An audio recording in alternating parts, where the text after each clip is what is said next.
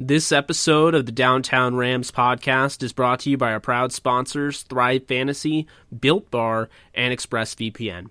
Now, using promo code DTSN, our listeners can get $20 bonus cash on a deposit of at least $20 on Thrive Fantasy, 10% off their Built Bar protein bar order, and 35% off their ExpressVPN annual subscription. Once again, all you have to do is use the promo code DTSN and tell them the Downtown Rams podcast sent you. Now enjoy the show. Aaron Donald creates the fumble. Goff goes crashing into the end zone. It is intercepted by Jalen Ramsey. Robert Wood, touchdown. Picked off by John Johnson. Touchdown, Tyler Higbee. Cooper Kupp plucks it out of the air. Henderson with a good run and a first down. Still on his feet. Touchdown, Van Jefferson. Everett in stride. Wow! LA will play for the Lombardi.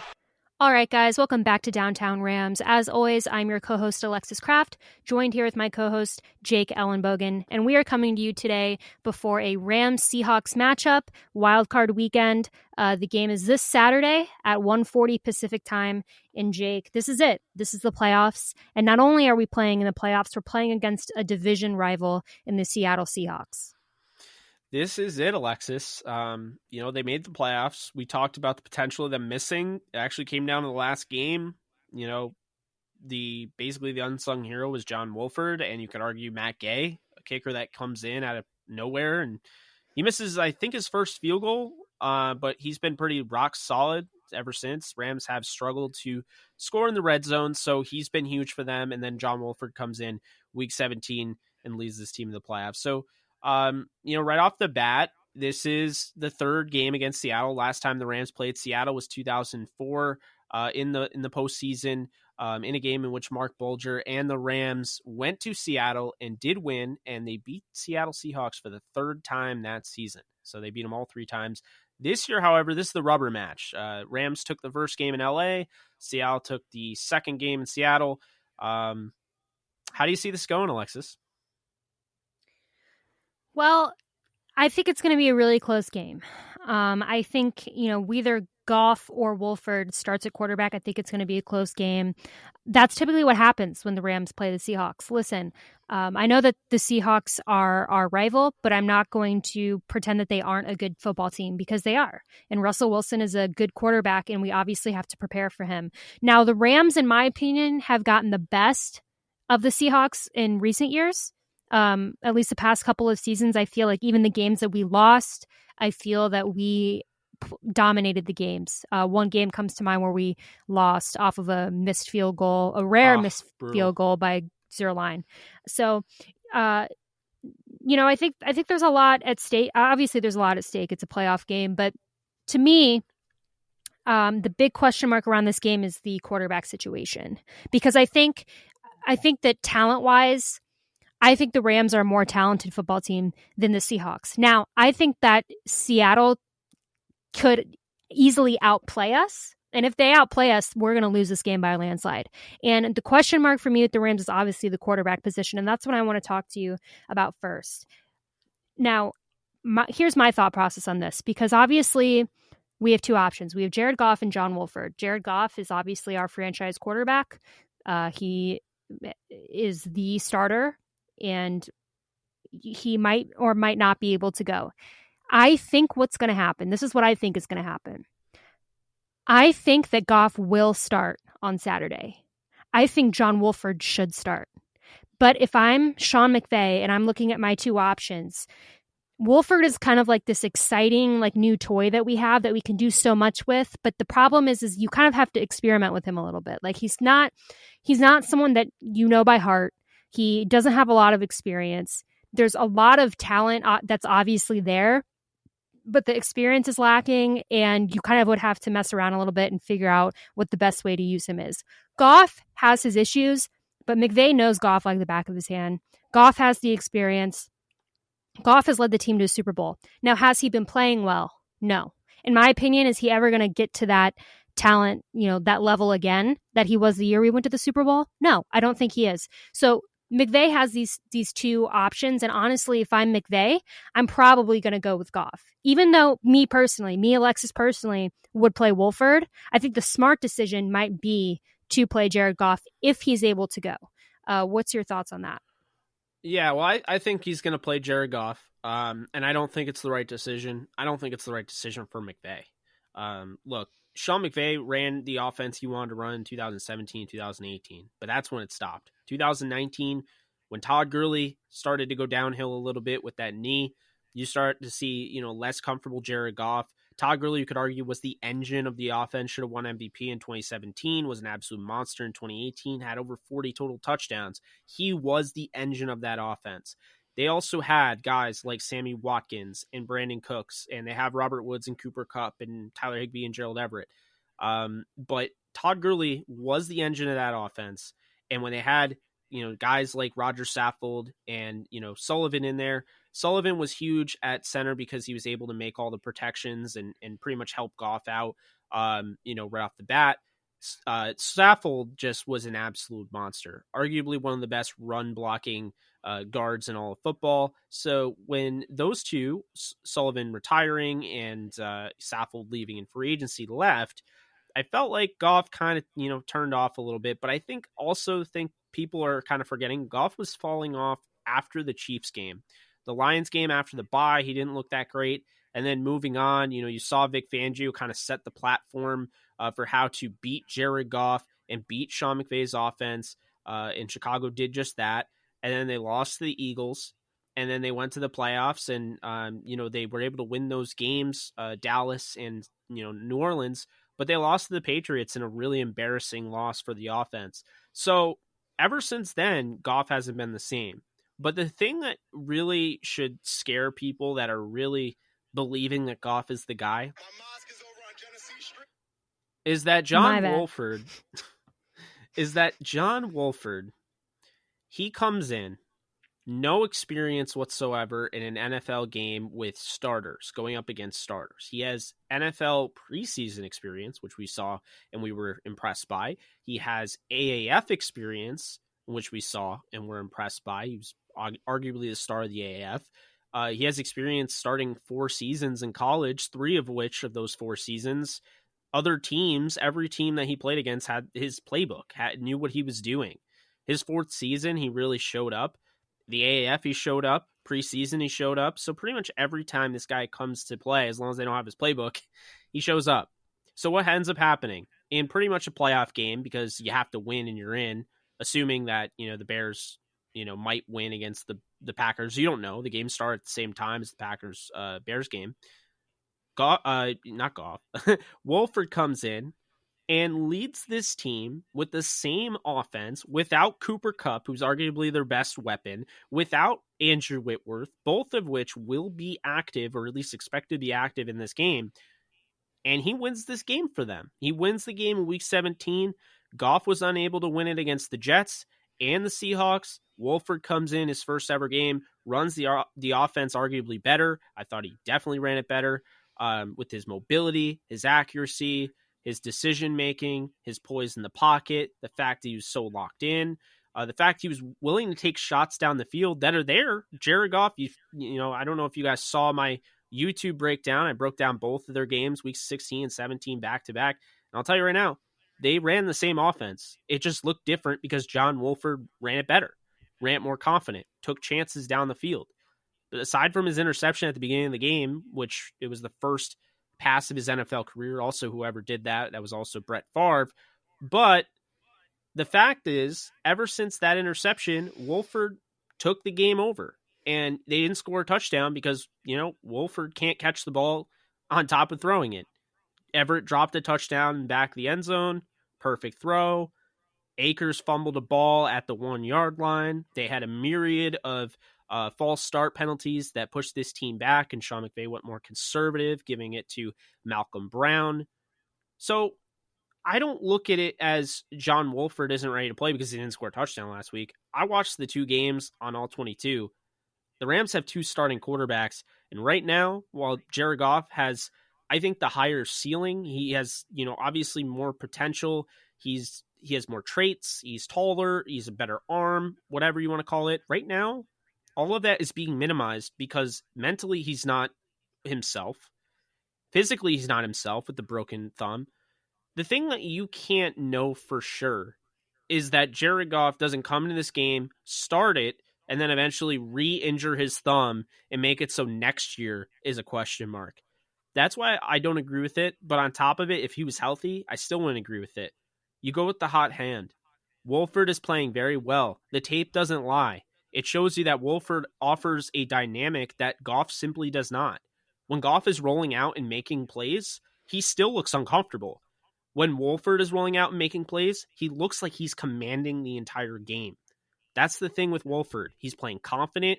He doesn't look like a guy that's about to rattle under the pressure. And sorry, in Seattle, with that, that pass rush, guys like Poona Ford that absolutely dominated Week 16 on film, guys like Jaron Reed, guys like Benson Mayowa, getting somebody like, Carlos Dunlap, who's changed that defense, Jamal Adams with the blitz. I trust Wolford and his ability to escape that pressure because when Wolford plays, I've said it before, the play's never dead. When Goff's playing, you're just hoping he doesn't make a mistake. That Goff that can take over games is not around right now. I don't know if he's going to come back. You said you don't believe he's going to come back to that level. I don't know for sure. His career is kind of eerily similar to a Drew Bledsoe or a Cam Newton. That's what scares me. Wolford is the same age, but Wolford also just played his first NFL game and looked really good. So you can look at this in two circumstances where you could say Wolford just played a game, so now they have tape, so he'll be shut down. Or you could look at it from a different perspective. Wolford just played in his first game. He just shook off the rust. He just shook off the jitters. He knows what it's like to play under pressure because that game they had to win. And now he's comfortable. He would get Whitworth and Kupp for him, so he wouldn't have to worry about his blind side, and he'd get Cooper Kupp instead of throwing to an inconsistent, Van Jefferson, a rookie that hasn't really played a ton this season. That would be huge. And to me, I think just right off the cuff, if you're seeing a guy that's playing and actually testing the field down, testing downfield, I'm going with the guy that isn't limited. I'm going with the guy that can keep every play alive. I don't really think it's really much of an option at this point. This is Sean McVay's opportunity to roll with the idea Jared Goff has a thumb injury. He practiced well. He could play if we need him, but I'm not going to risk injuring him long term. This is Sean McVay's out, and he needs to take it. John Wolford needs to start on Saturday. He is the best option to win. With that being said, I still think they win either way because I do think they're the better team. But they need to start John Wolford. And I think most likely they're going to start Jared Goff on a short leash. And if they have to pull him, that way they have the built-in excuse that he's injured. It doesn't necessarily look bad on Goff. It doesn't look bad on Sean McVay. Just say, oh, well, his thumb was acting up, so we moved to the hot hand. So I do think they have that built-in excuse. Sean McVay says, he really everything's up in the air. They could play two quarterbacks. Who knows? I don't know. Personally, I would roll with Wolford, though, but I agree with you. I think they'll roll with Goff in this one. Yeah, I just think the fact that it's a playoff game makes it more complicated because if this was like any week in the NFL season, week 7, week 8, week 9, even week 12, I think you go with Wolford. It's a playoff game, so there's so much on the line. So it's quite the dilemma. I think you're right. I think they have that out. If he does want to play Wolford, they can obviously just say that his Jared Goff's thumb isn't ready or whatever, and that will, take pressure off of McVay and Goff alike. But yeah, I do think it's complicated. I don't know what's going to happen. But as you said, you think the Rams are going to win this game either way. So for me, looking at the offense, whether it's Wolford or Goff playing, you have the question of do we try the run game or do we try the passing game? And in my mind, when I look at this Seahawks team, in the past, I would have said to focus primarily on running the ball. But now I'm not so sure. So I guess I'll let you answer this first. Do you think that the Rams need to adopt a run-first offense or a pass-first offense against the Seahawks? And does your answer change based on whether it's Goff or Wolford? Oh, yeah, it's a great question, Alexis. I think it absolutely changes depending on the quarterback. Look, with Jared Goff, it's very predicated on the play action passing attack. That is Jared Goff's game. Running with play action, running those design bootlegs, cutting the field in half, making it easier for him to make reads. I think it's very simple. You want to establish the run early on. It's not easy, right? This is a very, very good defensive team against the run. It's not going to be easy, but you have to figure it out if you play Goff. If you play Wolford, we already saw a formula to beat the Cardinals without having to run the ball well. They did a nice job. They bottled up Cam Akers. We can argue, obviously, he was hurt and he was playing hurt, and it was clear he wasn't 100%. But they bottled him up pretty well. And Cam Akers, who ran for he had over 20 carries, he ran for 1.6 yards per carry. Aside from that really awesome throw that Wolford made on the run, 2 Akers on the wheel route down the left sideline. Aside from that, Akers was pretty much bottled up. So in this game, Akers has to play better, and obviously Malcolm has to play better, or Malcolm has to be used, because I thought he played pretty well when he was used, but he wasn't used much. If they go with Wolford, though, I don't think it matters. I think Wolford's ability to run really could give Seattle fits, because think about this, Alexis. Seattle has game planned for Jared Goff for 5 straight games in Seattle. In those 5 games, Goff is 2-3, and 2 of those games, he has not thrown a touchdown. Wouldn't you make the argument that Seattle has him pretty much figured out? And so by starting John Wolford, now it's, wow, that's not the movie I saw. I was used to seeing this over and over again. I was watching Michael Bay films where there's a bunch of explosions, and then you just basically threw this movie in my face. And, that's what it is. Like, Wolford is entirely a different thing. And obviously Sean McVay shouldn't make a decision until right before game time, because you want Seattle to have to prepare for both quarterbacks. But I just think, to me, the dynamic that Wolford brings, even if your running game isn't up to snuff, he can help you. And those runs weren't fluke. When he was pressured, he got out and he can run. I mean, he's not like Lamar Jackson speed. He's not I run for 65 yards for a 65-yard touchdown speed, but he's a guy that can run for 25, and he can do. I think it's honestly hilarious how they ended up playing the Seahawks, because he's Russell Wilson light. So if they play against each other, it's going to look really weird seeing 2 of the same types of quarterbacks going against each other. But I just think altogether, you have a guy that makes quicker decisions.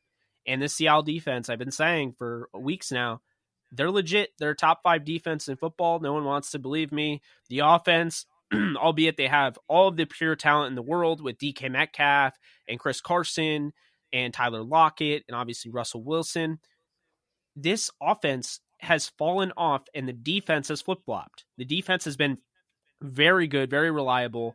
So I think you need quick decision-making. I think you need that mobility, and that's why, to me, that's how I'm looking at it. If you don't have a running game, going back to your question, then, John Wolford is going to he's going to be able to combat that. Whereas I feel like Goff is so dependent on having a running game that if they don't have one, they might honestly have to go to Wolford in the middle of the game, because Goff can't throw deep down the field anymore. He just won't do it. Yeah, I agree. I think if it's Goff at quarterback, you probably need to try run game first. Wolford, like you said, is kind of like run game and pass game in one, because if you're going with the pass method and he can't find one, he'll just run. So he kind of does give you that flexibility.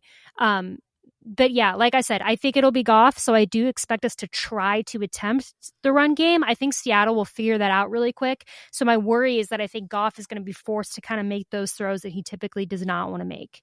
And that could obviously get us into trouble very quickly if Goff starts to do that thing where he makes throws to the other team blatantly and they get interceptions. So that is something to worry about for the offense. So I think my advice, if I'm the Rams, would just be start with the run game, see how much success it gives you, and if it's not working, go to the pass game. But when I look at our defense, obviously the key to beating Seattle's offense is to contain Russell Wilson. One, Russell Wilson himself. is a weapon. Like you said, with Wolford can run, Wilson can run. He obviously is a dual threat quarterback in that regard. And then obviously there's DK Metcalf. Now, the last time we played the Seahawks, Russell Wilson didn't even look at DK Metcalf because Jalen Ramsey was on him. So obviously the Rams are going to do that again. They're going to put Jalen Ramsey on DK Metcalf, and I don't expect Russell Wilson to target him unless he has to. And if he does target him, then there's going to be the one-on-one matchup between Metcalf and Ramsey, which will actually, honestly, kind of be fun to watch. But other than Metcalf, you've got Lockett. And I don't really see any other weapons. I mean, Chris Carson, I guess, on Seattle's offense. But like I said, I do think the Rams in that sense are more talented than the Seahawks because I don't really see a ton of talent outside of Wilson and Metcalf. So I think that if you can contain Russell Wilson by just putting a lot of pressure on him, Aaron Donald obviously has sacked Russell Wilson a lot. I expect that he will this game as well. Then I think that the defense is going to have their way. And then at that point, force turnovers, because if we get into a position, unfortunately, where our offense isn't scoring any points, we're going to rely on our defense to get turnovers, to get pick sixes, interceptions, cause fumbles, and that type of thing, which I don't think will be entirely too difficult for them just based off what we know off of the Seahawks. But Jake, what do you think our defense needs to do to control and obviously stop Russell Wilson and the Seahawks offense? Well, I think, the offense is going to have to help the defense out. And what I mean by that is they're going to have to stick to the formula of Sean McVay, get to third and manageable and get those third down conversions and stay on the field. Because when this defense is playing 20 minutes a game or 25 minutes a game, like, that's good. Like, this defense is the best in the league now, and it's not a debate. And when they're getting time to sit on the bench and actually rest, this defense is going to be fresh. And when this defense is fresh, they can play their style of game, no fatigue needed. So to me, I think that it starts with the offense, keep the defense off the field, control the clock. For the defense, though, with that freshness, they have to go on the field. Obviously, Jalen Ramsey has to be able to shut down DK Metcalf. And I think Darius Williams is going to have a tough test against Tyler Lockett again, and he has to be able to be up for that task. Getting Michael Brockers back in this game is going to be huge because he comes back from COVID, potentially, assuming he comes back.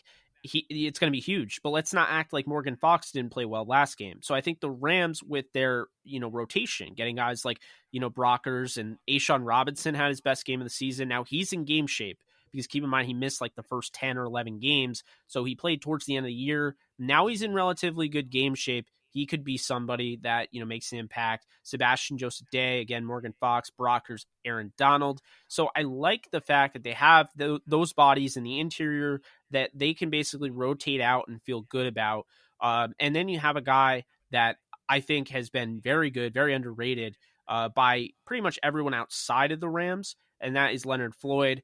I think Leonard Floyd, obviously we've talked about it. He doesn't just get one sack, he gets them in bunches. And so I could see him having a big game. They're going to need him to be lights out, pretty much do what he normally does, be able to set the edge with, a vengeance, and then be able to actually put some pressure on the quarterback. He had more sacks than his former teammate Khalil Mack this year, just for the record. So he had a really good year, but they're going to need to have that. As far as on the outside, they've been kind of mixing in, guys like Derek Rivers, who came from the Patriots via waivers, Justin Hollins and Samson Ebukam. I haven't really seen Obanai Okoronkwo in as much. So because of that, they're going to have to play at a high level. Keep everything in front of you. Chris Carson is so underrated, and he's really had a hard time staying healthy. But I think he's finally starting to hit that health point where Chris Carson could pop off out of nowhere if the Rams aren't ready to stop the run. I think the Rams will be ready to stop the run. I don't necessarily think they get back Micah Kaiser in the linebacker game, but I don't think they need him. I think, I've been really impressed with the way that Kenny Young has stepped up. But not only that, Troy Reeder has had a really good season, and people just don't give him enough credit. The secondary, I think, is obviously the best in football. So the Rams just have to play their style of game. I'm not worried because Brandon Staley has done such a nice job of basically keeping these mobile quarterbacks pretty contained. You look at going back week 1 to Dak Prescott. What did Dak Prescott do with his legs? I mean, for real, they did a really nice job covering him. They did a nice job against Josh Allen, although Josh Allen threw all over them, but they did a nice job containing him. I didn't see him running every which way. They did a nice job against Kyler Murray twice. You could argue the second time, not really fair since he was like 70%. And then they did a nice job against Russell Wilson in LA. So, I mean, they've shown, and they did a nice job against Russell Wilson the last game in Seattle. So, I mean, they've shown that they're actually really good against mobile quarterbacks. So I don't worry about that as much. I actually worry more about the run game, because if they get that thing going and, say Chris Carson is able to start, getting things going, then that'll open up everything for Seattle. I trust, arguably the best quarterback tandem in the league, and Jalen Ramsey and Darius Williams. I trust the back end of the secondary, with Jordan Fuller and John Johnson III. I trust Aaron Donald. I just think, to me, this is what the Rams wanted all along. This is the team they wanted to face. They left that Seattle game probably sick to their stomach and pissed off. I saw Aaron Donald was pissed off. You saw him slam his helmet. He was pissed off, and he said after the Cardinals game, this is who we wanted. So I don't see, and Alexis, you've mentioned this on the show before, that, they show up cocky, or they show up maybe not ready. They didn't prepare enough, say like the Jets. I don't see them doing that in this game. So I don't even think I can even mention that, because I'd be absolutely shocked. If the Rams lose this game, it's going to come down to the wire, or it's going to come to a bad call or something. But they're not going to lose this game for not showing up. This defense will be ready. They have the players to step up. I feel really good about this game altogether, but I think that's what I'm looking at with this defense, is really just keep playing your style of football. You really can't, there's not really many adjustments that you can make or tell Brandon Staley to make that he hasn't already made. And so that's kind of how I look at it, is the offense is actually more important for setting up the defense for success, because if the defense is on the field the whole game, that's different. You're dealing with fatigued Aaron Donald, fatigued Jalen Ramsey. It's really hard to cover DK Metcalf running streaks down the field at 4.3 40 time when you're fatigued out of your mind and you can barely stand. So if Seattle does that, then they'll win. But I think the Rams have done a nice job of balancing the clock and obviously the time of possession. And so I expect them to do that and pretty much the same thing, be no different, and allow Brandon Staley's defense to continue to do what they're doing best. Yeah, and now is the fun part. We get to make predictions, which I almost don't want to do because I don't want to jinx anything. So I'm high key considering not even giving one. I already gave it.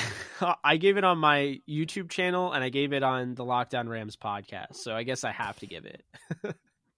I'll say that I think it's going to be a close game. I do think the Rams are going to win. I'm not going to give a score prediction. I'm not even going to give a stat prediction, because I think it's going to be an ugly game. I do. I don't think it's going to be that exciting. I don't think it's going to be flashy. Now, I hope it is. I hope maybe Wolford goes out there and just looks amazing and it's like this entire thing. But I do think it's going to be a battle. I think the Rams will win it, and I think it's probably going to be low scoring. And I think it's, per usual, I think the Rams defense is going to outshine the offense. But do you want to go ahead and repeat your predictions? Now I almost don't. I'm going to say it's 2013. I think the Rams, I was talking to Sosa Cremeñas on his show, Locked on Rams, and him and I both came to the conclusion that 20 points is pretty much the threshold. If the Rams hit 20 points, I think the Rams defense can hold them. And I think on the road, you have to worry about being more conservative in the red zone. I think Sean McVay really needs to focus on getting this team in the end zone, because I know, you shouldn't look at games ahead of time. And obviously Seattle, if this offense wakes up to the point where they were earlier in the season, the Rams are going to have to score touchdowns. But you could argue, as long as they win this game, they're probably going to be playing Green Bay. And Green Bay, they may not have the best defense in the world, although they're playing better as of late. But you're going to have to go toe-to-toe with Aaron Rodgers. And, I don't care if this is the best defense in the league. Aaron Rodgers can make anybody, pay. So you really want to see them start scoring touchdowns, putting the ball in the end zone, and, converting. And I understand not all that's on Sean McVay. I'm not blaming him, because I do think a lot of it's poor execution, and there's been a lot of bailouts in that regard. But that's kind of where I'm at right now. But no matter who plays quarterback, though, and the prediction is more assuming Jared Goff does, I think the Rams win. I do think they're the better team. I think Seattle has some recency bias.